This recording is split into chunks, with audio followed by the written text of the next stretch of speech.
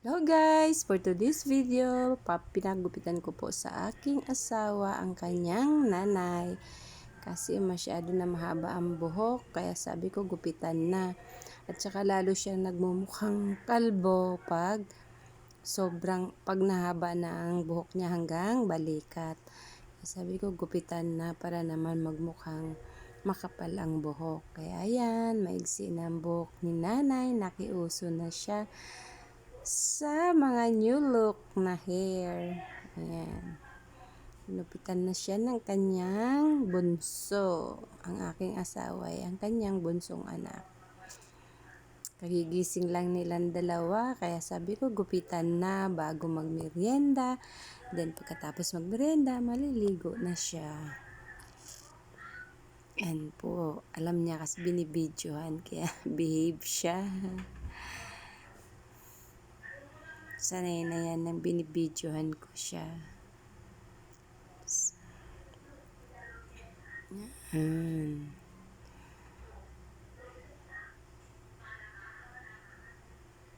Ganda na ni nanay. Lumabas na ang pagkamistisa.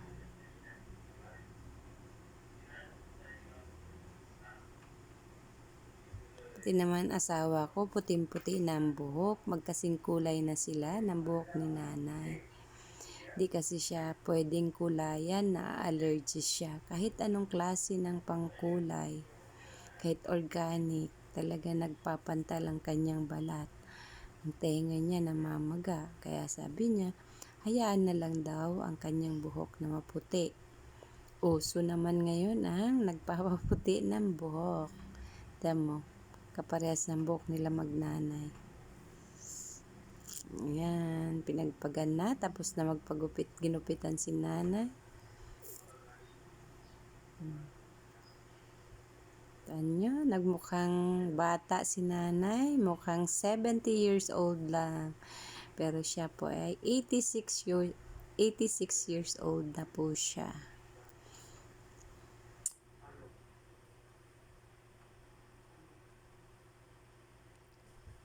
Napakahirap pa yung gupitan, ayaw na ayaw magpagupit, hindi na raw bagay sa kanyang maigsi. Sabi ko, pag matanda na, mas maganda yung maigsi lagi ang buhok kasi hindi na maganda pag mahaba, sobrang mukhang nipis na. Yan, nagmerienda na po si nanay habang nanonood ng mga sentimental song. Yan, yung pinapanood niya. Mga views na may sound. Gusto niyang makikinig sa mga sounds, sa mga old song, tapos sa mga lugar na magaganda. Kaya yan, binuksan ng apo niya at sinabi habang nagmimerenda ka, makinig ka dyan.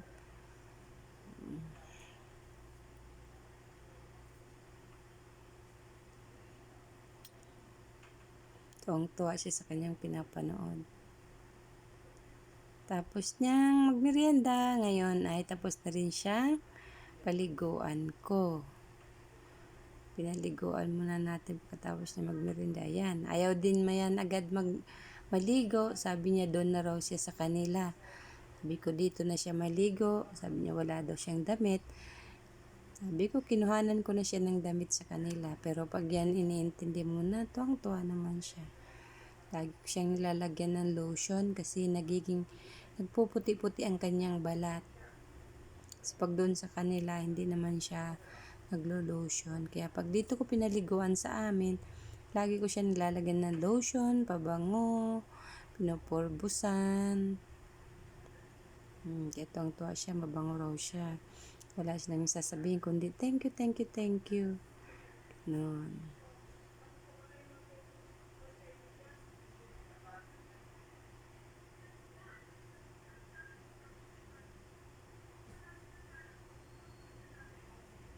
Lagi yan bukang bibig niya. Maraming salamat, lalo pag iniintindi mo siya. Happy siya. Lang guys, thank you so much for watching. Yan na si nanay, fresh and beautiful. Bye bye and God bless everyone.